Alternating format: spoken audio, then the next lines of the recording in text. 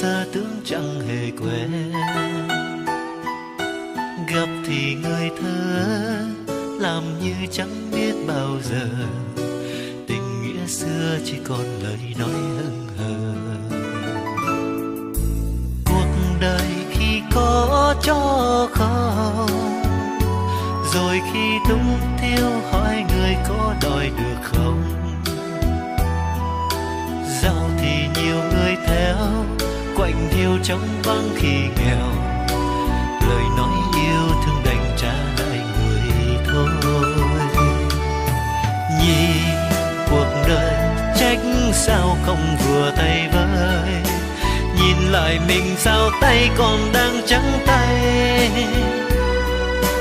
Bao lời yêu tiếng thương sao giờ xa vời, trong bóng đêm chập chung mỗi một mình thôi. Suốt cả đời này biết mấy ai thơ, nhiều đêm thức giấc ngỡ ngàng nhớ người tình nhân. Còn gì để tặng nhau một khi lá đã đổi màu, tình nghĩa mai đem về trong lòng huyệt sâu.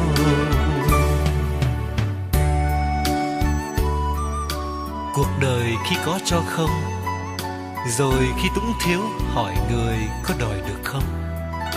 Giàu thì nhiều người theo, quạnh hiu trong vắng khi nghèo, lời nói yêu thương đành thời gian qua ba cũng đã dành một số tiền.